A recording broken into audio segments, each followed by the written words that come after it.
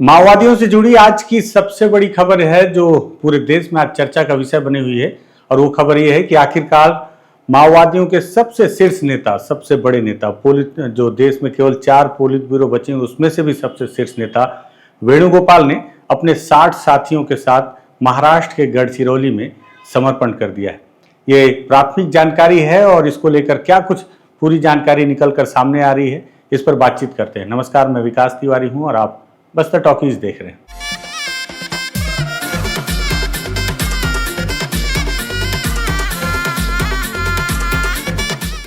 दरअसल आपको याद होगा कि सबसे पहले माओवादियों ने मतलब अपने जो महासचिव हैं बसवराज, उनकी मौत के पहले माओवादियों ने एक पत्र जारी किया और ये पत्र था शांति वार्ता को लेकर। फिर उसके कुछ दिनों के बाद ऑपरेशन में महाराष्ट्र के एक गुंडे कोट के इलाके में उनके महासचिव को मुठभेड़ में मार गिराया गया और उसके कुछ दिनों के बाद फिर से अभय के नाम से एक पर्चा जारी हुआ जो शांति वार्ता को लेकर ही था। दरअसल ये बताया जाता है कि सबसे पहले शांति वार्ता को लेकर पत्र उनके महासचिव ने लिखा था और ये जो शांति वार्ता की बातचीत थी इसमें रुपेश, जिसका हमने साक्षात्कार किया था, रुपेश और उनके महासचिव के द्वारा आपस में बैठकर डिस्कशन करने के बाद इस पत्र को जारी किया गया। लेकिन मुठभेड़ में जब उनकी मौत हुई तो उसके बाद फिर से शांति वार्ता को लेकर जो पत्र जारी किए गए वो दरअसल माओवादियों के सबसे शीर्ष नेता वेणुगोपाल के द्वारा किया गया, जो कि पोलित ब्यूरो भी है। अभी देश में अगर माओवादी संगठन के नेताओं की बात की जाए तो केवल 4 पोलित ब्यूरो बचे हैं, जिसमें एक गणपति हैं जो कि पहले लंबे समय तक माओवादियों के महासचिव रह चुके हैं। उसके बाद वेणुगोपाल खुद हैं, देवजी हैं और झारखंड में मिसिर बेसरा हैं। हालांकि ये बात भी निकल कर सामने आई कि आगे चल के देवजी को माओवादियों का महासचिव बना दिया गया, लेकिन इसका भी खंडन खुद वेणुगोपाल ने अपने एक पत्र में किया कि मीडिया के द्वारा ये गलत जानकारी दी जा रही है। इसी दरमियान वेणुगोपाल ने कई बार कई सारे पत्र जारी किए अभय के नाम से। उन्होंने यहाँ तक कहा कि पार्टी अब गलत दिशा में जा रही है और अब हथियारबंद संघर्ष को विराम देने का वक्त हो गया है। लेकिन उनके इस पत्र पर मैंने आपको पूरे विधिवत बताया था कि तेलंगाना स्टेट कमेटी के प्रवक्ता जगन ने किस तरह से खंडन जारी किया और कहा कि ये वेणुगोपाल का निजी मामला है, उनका व्यक्तिगत विचार है, पार्टी का इससे कोई लेना देना नहीं है।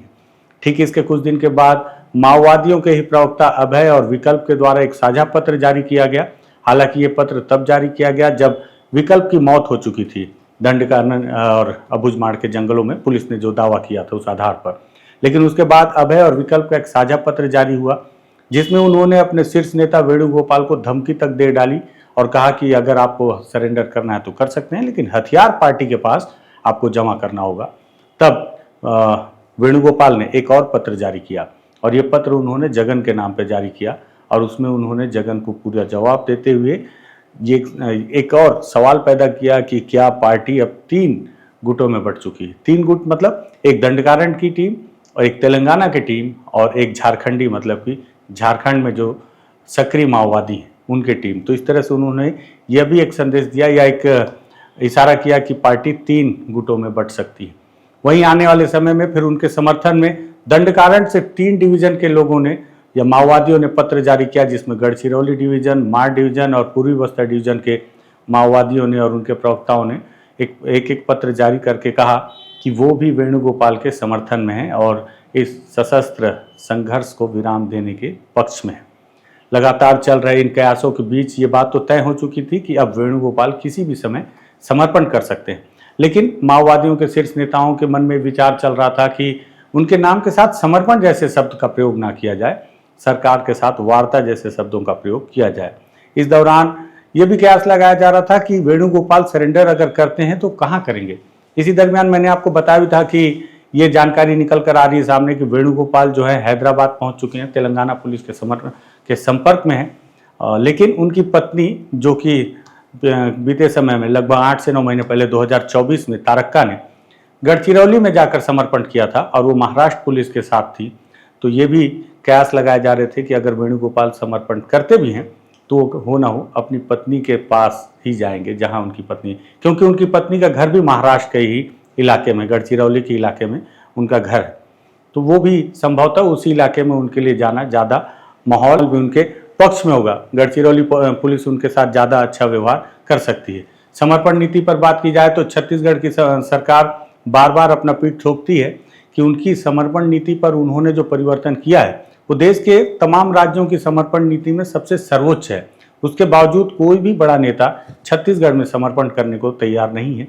ये भी समर्पण नीति पर एक बड़ा सवाल खड़ा करता है। ये बात अलग है कि बीते 2 सालों में 2024 और 2025 में अब तक 1,500 से ज़्यादा माओवादियों ने छत्तीसगढ़ में समर्पण किया, लेकिन बड़े माओवादियों के तौर पर देखा जाए तो केवल बीते दिनों बीजापुर में एक DKSZC माओवादी नेता ने ही समर्पण किया, बाकी सब छोटे स्तर के माओवादी हैं। खैर, इन सब बातों के बीच ये जो कयास चल रहा था कि वेणुगोपाल क्या समर्पण करेंगे, क्या वो सरकार से बातचीत करेंगे, उन्होंने समर्पण करने से ठीक पहले बस्तर टॉकीज को एक पत्र भी लिखा। वो पत्र मैं आपको दूसरे वीडियो में भी दिखाऊंगा कि उन्होंने क्या लिखा है, उसके लिए आप दूसरा वीडियो देखेंगे। और लेकिन उन्होंने कल सोमवार की रात गढ़चिरौली पुलिस के सामने समर्पण कर दिया। इसे समर्पण ही माना जाए अभी तक तो। हालांकि इस पर पुलिस ने अभी तक कोई खुलासा नहीं किया है, ना ही इस बात की कोई जानकारी दी है कि वेणुगोपाल क्या उनके पास आ गए हैं नहीं। लेकिन हमारे पास जो विश्वस्त सूत्रों से जानकारी, और आज पूरे दिन जो भी लोग माओवादियों से संबंधित खबरों में रुचि रखते हैं उन्हें मुझे लगता है कि अब तक सारी जानकारियां मिल गई होंगी कि वेणुगोपाल समर्पण कर चुके हैं या गढ़चिरौली पुलिस के पास आ चुके हैं। भले ही पुलिस ने इस पर कोई बयान नहीं दिया है, लेकिन फिर भी दबी जुबान पुलिस के अधिकारी बहुत सारी जानकारी दे रहे हैं। तो उन्होंने जो जानकारी दी, दरअसल वेणुगोपाल अकेले नहीं गए, उनके साथ कुल 60 माओवादी हैं जो गढ़चिरौली पुलिस के पास पहुंचे हैं। और साथ ही साथ अपने समर्पण के दौरान जो हम हर बार सवाल उठाते हैं, मैंने हर बार सवाल उठाया समर्पण पर कि अगर माओवादी समर्पण कर रहे हैं तो उनके हथियार कहाँ हैं? अगर वो हथियार लेकर नहीं आ रहे तो क्या इसे वाकई में समर्पण माना जाए? इस सवाल का जवाब देते हुए भी वेणुगोपाल ने लगभग अपने साथ साथियों के साथ 54 हथियार लेकर वो पहुंचे, जो जानकारी मुझे मिली है अब तक। इन 54 हथियारों में 8 AK-47 जैसे ऑटोमेटिक वेपन भी हैं जो उनके साथी हैं, जिसमें वेणुगोपाल का भी हथियार शामिल होगा निश्चित ही तौर पर। और ये वही हथियार है जिसको लेकर अभय और विकल्प ने जो पत्र जारी किया था, जिसमें उन्होंने कहा था कि समर्पण करना है तो कर दीजिए, लेकिन हथियार पार्टी को दे दीजिए, नहीं तो आपके पीछे PLGA लगा दिया जाएगा। वहीं दूसरी तरफ रुपेश उर्फ सतीश कोपा उर्फ टकापल्ली वासुदेव राव उर्फ आसन्ना, जिसका मैंने साक्षात्कार किया था, उन्होंने अभी तक समर्पण नहीं किया है। वो इस वक्त कहाँ है इसकी जानकारी नहीं है, लेकिन ये भी कयास लगाया जा रहा है कि वो भी बहुत जल्द समर्पण कर सकते हैं सरकार के सामने। अब हर सरकार, मतलब तेलंगाना सरकार हो, छत्तीसगढ़ सरकार हो या महाराष्ट्र की सरकार हो, पूरी सरकारें ये कोशिश में हैं, इस कवायद में हैं कि वो उनके पास समर्पण करें। और ये बड़ा इंटरेस्टिंग होगा देखना कि वो समर्पण करते कहाँ हैं। अब ये देखा जा रहा है कि वेणुगोपाल के समर्पण करने से माओवादी पार्टी को कितना बड़ा नुकसान हो सकता है। तो वैचारिक तौर पर अब तक का ये सबसे बड़ा नुकसान है। देखिए, माओवादी नेताओं का मारा जाना तो नुकसान होता ही है, लेकिन उनका समर्पण कर देना पार्टी के लिए सबसे बड़ा नुकसान होता है, क्योंकि अगर कोई बड़े स्तर का माओवादी नेता समर्पण करता है तो निश्चित ही तौर पर ये माओवादियों की रीति नीति रणनीतियों के खुलासा होने का डर भी माओवादी पार्टी को होता है। और आप सोचिए कि पोलित ब्यूरो के सदस्य ने अभी तक, सुजाता जो कि वेणुगोपाल की भाभी हैं, जो कि सेंट्रल कमेटी की सदस्य रही हैं, उन्होंने तेलंगाना में समर्पण किया, लेकिन ये उनसे भी ऊपर पद में थे, पोलित ब्यूरो थे, और इन्होंने समर्पण किया। ये सबसे बड़ी सफलता सरकार के लिए मानी जा रही है। और ये भी माना जा रहा है कि उनके समर्पण के बाद से उनको देखकर और भी माओवादी अब समर्पण की तरफ रुख करेंगे। इस बात का खुलासा वेणुगोपाल ने भी अपने पत्र में कहा कि कितने लोग उनके विरोध में हैं और कितने लोग उनके समर्थन में हैं, वो भी उस पत्र में मैं आपको बताऊंगा। और इस समर्पण के बाद मुझे लगता है कि माओवादियों को वैचारिक तौर पर बड़ा नुकसान हुआ है। हालांकि इस बात से अभी तक खुलासा नहीं हुआ है कि उनका अगला महासचिव कौन है, क्योंकि माओवादियों ने इसको लेकर कोई घोषणा की नहीं है। कमलेश, जो कि सीनियर DKSZC हैं, उन्होंने आंध्र प्रदेश में समर्पण के बाद इस बात की जानकारी दी थी पूछताछ में कि हिड़मा को दंडकारण का सचिव और देवजी को माओवादियों का अगला महासचिव घोषित किया गया। इसके अलावा उन्होंने 2-3 नाम और बताए जिन्हें सेंट्रल कमेटी में प्रमोट किया गया, लेकिन इसको लेकर माओवादियों की तरफ से कोई घोषणा नहीं की गई। हालांकि उनके आपस में बैठक हो पाना भी काफ़ी मुश्किल थी, तो काफ़ी कम नेता इस प्रोटोकॉल को पूरा कर पा रहे थे कि आपस में बैठकर अगला महासचिव को चुना जा सके। लेकिन वैचारिक तौर पर यह माओवादियों के लिए बड़ा नुकसान है, बड़ा नुकसान। अब हर कोई ये सोच रहा है कि वेणुगोपाल आखिर वो हैं कौन जिनके समर्पण कर देने से इसे बड़ा नुकसान माना जा रहा है। वेणुगोपाल की जानकारी भी अगर आप सुनेंगे तो काफ़ी हतप्रभ हो जाएंगे। उनकी शुरुआती जिंदगी के बारे में जानेंगे तो भी आप आश्चर्यचकित हो जाएंगे और सोचेंगे कि आखिर क्यों ऐसे प्रोफाइल का आदमी माओवादी में जुड़ गया या माओवाद या हथियार का दामन थाम लिया। वेणुगोपाल का जो पारिवारिक पृष्ठभूमि है वो काफ़ी चौंकाने वाली है। आपको जानकर आश्चर्य होगा कि वेणुगोपाल एक ब्राह्मण परिवार से हैं, तेलंगाना में पैदा हुए और उनके पिताजी और उनके दादाजी दोनों ही स्वतंत्रता सेनानी थे। देश की आज़ादी में वो अंग्रेजों के खिलाफ लड़े भी थे और साथ ही साथ देशभक्त भी थे। सोचिए, दो देशभक्त एक परिवार में हो और उनके दो बच्चे किशन जी और वेणुगोपाल, उन्होंने हथियार थामा और सरकार के खिलाफ पूरे जीवन लड़ाई लड़ी। एक मैगजीन है जिसे छत्तीसगढ़ के वरिष्ठ पत्रकार आलोक पुतुल जी ने तैयार किया है और उस मैगजीन का नाम है न्यूज़ फ्लिक्स। उसमें उन्होंने कुछ दिनों पहले एक आर्टिकल छापा था, हालांकि उस पर उन्होंने अपना नाम नहीं दिया, लेकिन ये मैगजीन उन्हीं की है। उसमें उन्होंने ये जानकारी दी थी कि आप सुनकर आप भी चौंक जाएंगे कि वेणुगोपाल और किशन जी किसी समय में आरएसएस की शाखा में भी जाया करते थे। उन्होंने बताया कि ये समय था 1966 का और करीमनगर जिले के पेद्दापल्ली शहर में आरएसएस यानी राष्ट्रीय स्वयंसेवक संघ की शाखा में दोनों भाई जाते थे। और उसी जब वहाँ उनसे पूछा जाता था कि बड़े होकर आप क्या बनेंगे, तो उनका कहना होता था कि हम सेना में जाएंगे और देश की सेवा करेंगे। सोचिए, वो बच्चा जो कभी सेना में जाकर देश की सेवा करने की बात कर रहा था, वो पूरी तरह से संविधान को नकारते हुए देश के विरोध में खड़ा हो गया, हथियार थाम लिया और पूरा जीवन उसने हथियार थाम कर जंगलों में बिताया और कई बड़ी घटनाओं में उसकी भूमिका भी रही और माओवाद को यहाँ तक लाने में भी उसकी महत्वपूर्ण भूमिका रही। इस मैगजीन में लिखा हुआ है कि दरअसल इनके जो पिता हैं, उनका नाम था, जो कि शिक्षक भी थे और उनका नाम था वेंकटैया मलझोला और उनकी माँ का नाम था मधुरम्मा। ये दोनों आज़ादी के आंदोलन में शामिल रह चुके थे वेंकटैया, और वो उनके 3 बेटे थे, अंजनेलेलू और कोटेश्वरलू मतलब कि किशन जी और वेणुगोपाल। इन तीनों को उनके पिता चाहते थे कि ये देश सेवा में रहें और ऐसा ही कोई काम करें कि उनके घर का नाम रोशन हो। और इस बात को हालांकि 59 साल हो गए, 59 साल पहले की ये बात है। उन्होंने बताया कि 1987 में वेंकटैया मल्लोझिला उनकी मौत हो गई 2011 में, और 2011 में उनके भाई किशन जी की मौत हुई पश्चिम बंगाल में, और 2022 में उनकी मां की भी मौत हो गई थी। इसमें बहुत अच्छी जानकारी दी हुई है इस पूरे मैगजीन में, और इसमें आरएसएस को लेकर और आरएसएस में किस तरह से वो जाते थे उन सब चीज़ों को लिखा था। लेकिन इसमें कुछ जानकारी मैं आपको देता हूं जो आपको आश्चर्यचकित करेगी और आपकी रुचि बढ़ाएगी कि वेणुगोपाल के बारे में और कुछ जानना चाहिए कि कैसे एक आरएसएस के शाखा में जाने वाला एक लड़का कैसे माओवादी बना।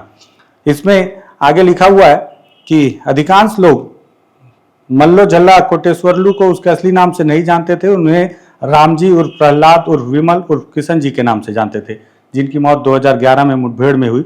और मुठभेड़ का दावा पुलिस ने किया, लेकिन माओवादियों ने इस बात का खंडन करते हुए कहा था कि उन्हें गिरफ्तार करके उनकी हत्या कर दी गई है।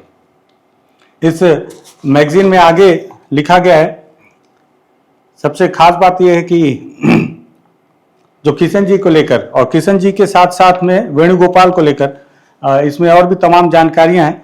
एक जानकारी ये भी है कि जब इन्होंने किसी एक अधिकारी की हत्या कर दी तो सबसे पहले इन्हें आज़ादी की लड़ाई में और स्वतंत्रता सेनानी होने की वजह से इन्हें सरकार ने कुछ एकड़ ज़मीन भी इनके गांव के आसपास दी थी और इन्हें घर भी दिया गया था रहने के लिए। लेकिन एक अधिकारी की हत्या के बाद और जब इन दोनों ने माओवादी पार्टी में 1983 और 84 के दरमियान जब इन लोगों ने माओवादी पार्टी में ज्वाइन किया तो उसके बाद से ही इनके घर में लगातार छापेमारी शुरू हो गई। छापेमारी के बाद वो घर भी नेस्तो नाबूद कर दिया गया और आने वाले समय में इनकी माँ, जो कि 100 साल की उम्र तक जीवित रहीं, उन्हें एक झोपड़ी बनाकर रहना पड़ा था। इस मैगजीन में ये भी लिखा हुआ है कि वेणुगोपाल के बारे में कहा जाता है कि वो सैन्य और सांगठनिक क्षमता दोनों में ही उनका कोई मुकाबला नहीं था, लेकिन उम्र उनकी 70 साल होने की वजह से भी शायद उनको महासचिव नहीं बनाया गया। उनके बड़े भाई को लेकर यह जानकारी दी है इसमें कि 15 अगस्त 1973 को जब उनके बड़े भाई उर्फ किशन जी ने आज़ादी को झूठा बताते हुए भारतीय झंडा को जलाया था, तब वेणुगोपाल की उम्र मात्र 17 साल थी। 1974 में रेडिकल स्टूडेंट यूनियन का गठन हुआ तो बड़े भाई के बाद वेणुगोपाल भी उसका हिस्सा बन गए। देश में जब आपातकाल लागू हुआ तब किशन जी भूमिगत हो गए और उनके पीछे पीछे वेणुगोपाल भी नक्सल आंदोलन में चले गए। पेद्दापल्ली के ही एक सदस्य बताते हैं उस समय वो बहुत छोटे थे इस मैगजीन के अनुसार, और उनको बहुत लेट से इस बात की जानकारी मिली कि मधुरम्मा अम्मा के जो दूसरे बेटे वेणुगोपाल हैं उन्होंने भी हथियार थाम लिया है। उस वक्त शायद उनके पास कोई सरकारी नौकरी भी थी, उसको छोड़कर वेणुगोपाल जंगल में चले गए थे। वेणुगोपाल ने माओवादी संगठन में कई जगह पर काम किया, दंडकारण्य हो या बंगाल, उसके नेतृत्व में संगठन लगातार विस्तार हुआ। कहा जाता है कि वो गोवा से लेकर केरल तक और केरल के इडुक्की के पश्चिम घाट के दोनों ओर माओवादियों के गुरिल्ला क्षेत्र बनाने को लेकर बहुत ज्यादा कोशिश भी किए थे। संगठन ने वेणुगोपाल को जिम्मेदारी और पद भी सौंपी थी। 2010 में जब चेरुकुरी राजकुमार उर्फ आजाद की मौत हुई तो उसके बाद वेणुगोपाल को सीपीआई के सेंट्रल कमेटी का प्रवक्ता बनाया गया, आजाद अभय के तौर पर जो पत्र जारी करते थे। उसके बाद उनका पद संगठन में लगातार बढ़ता ही गया। इसमें और भी जानकारी दी है। इसमें बहुत सारे सैकड़ों लोगों की हत्या की जिम्मेदारी भी वेणुगोपाल के नाम पर है, लेकिन उन्होंने आदिवासियों के जीवन पर बहुत सारे उपन्यास भी लिखे हैं, जिससे आदिवासियों के जीवन, उनकी कार्यशैली, उनकी संस्कृति की जानकारी भी मिलती है। ये सारी किताबें उन्होंने माड़ के ही जंगलों में रह के लिखी। और जो वेणुगोपाल की माँ है मधुरमा, उनकी मौत 1 नवंबर 2022 को लगभग 100 साल की उम्र में हुई। उनकी माँ भी हमेशा कहती थी कि उनके दोनों बेटे जो कि जनता के लिए लड़ रहे हैं, उनका ऐसा मानना था। हालांकि जो संविधान को मानते हैं वो जरूर इन्हें देश विरोधी मानते हैं, लेकिन उनकी माँ हमेशा अपने दोनों बेटों को जनता के लिए लड़ाई लड़ने वाले अपने बेटे के तौर पर जानती थी। इस दौरान एक बार वेणुगोपाल ने अपनी माँ को चिट्ठी भी लिखा और उन्होंने अपनी चिट्ठी में लिखा कि माँ, हमने करोड़ों माताओं के आंसू पोंछने के लिए क्रांति का रास्ता चुना। विद्रोह मेरे पिता के खून से उपजा। मेरी माँ द्वारा सिखाई गई सभी नैतिक कहानियां ने हमें गरीबों के पक्ष में खड़े होने के लिए प्रेरित किया है। ये तमाम जानकारी इस मैगजीन में, और इसमें यह भी लिखा हुआ था उस समय आलोक पुतुल सर ने कि क्या वेणुगोपाल समर्पण कर देंगे या वेणुगोपाल को माओवादियों का अगला महासचिव बनाया जा सकता है। जो भी हो, लेकिन एक बड़े अध्याय का समापन हुआ है। बड़ा अध्याय इसलिए कि इतने लंबे समय तक जंगलों में जीवन बिताने के बाद वेणुगोपाल ने आखिरकार उस बात को समझा। उन्होंने इस बात पर पत्र लिखा।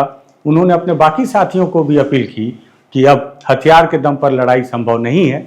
जनता के लिए लड़ना है तो मुख्य धारा में लौटना होगा। मुख्य धारा में लौटकर विपक्षी पार्टियों के साथ कंधे से कंधा मिलाकर जनता के बीच जाकर जनता के साथ उनकी लड़ाई लड़नी होगी। हथियार बंद आंदोलन का अब कोई औचित्य नहीं रह जाता। हालांकि अभी भी बहुत सारे माओवादी हैं जो उनकी बात का विरोध कर रहे हैं, उनके विरोध में पत्र जारी कर रहे हैं, लेकिन असल सच्चाई ये है कि माओवादियों के सबसे बड़े नेता, सबसे शीर्ष नेता वेणुगोपाल ने आखिरकार पुलिस के समक्ष समर्पण कर दिया है। मुझे लगता है इस समर्पण में उनकी पत्नी तारक्का का भी बहुत बड़ा हाथ है, और यही वजह है कि उन्होंने महाराष्ट्र के गढ़चिरौली में समर्पण करना चुना, क्योंकि अगर वो चाहते तो तेलंगाना जा सकते थे, लेकिन उनके लिए जो उचित माहौल बनाने में या पुलिस से संपर्क कराने में वेणुगोपाल की पत्नी का बहुत महत्वपूर्ण योगदान। इन 60 माओवादियों में बताते हैं कि 10 बड़े स्तर के और भी नेता हैं। हालांकि उनका नाम का खुलासा कल या परसों होगा। ये माना जा रहा है कि कल या परसों में गढ़चिरौली में जो देवेंद्र फडणवीस जो महाराष्ट्र के मुख्यमंत्री हैं, उनके समक्ष ही सोनू दादा उनके तमाम साथियों का समर्पण दिखाएगी, क्योंकि ये अब तक का सबसे ऐतिहासिक समर्पण माना जाएगा। मुझे लगा कि मेरे सारे दर्शकों को इसकी तमाम जानकारियां मिल गई हैं, लेकिन फिर भी मुझ तक जो जानकारी मिली है उसे मैं आप तक पहुंचाऊं, इसलिए मैंने इस वीडियो को तैयार किया है। पसंद आए शेयर कर सकते हैं, बस्तर टॉकीज को सब्सक्राइब कर सकते हैं। धन्यवाद।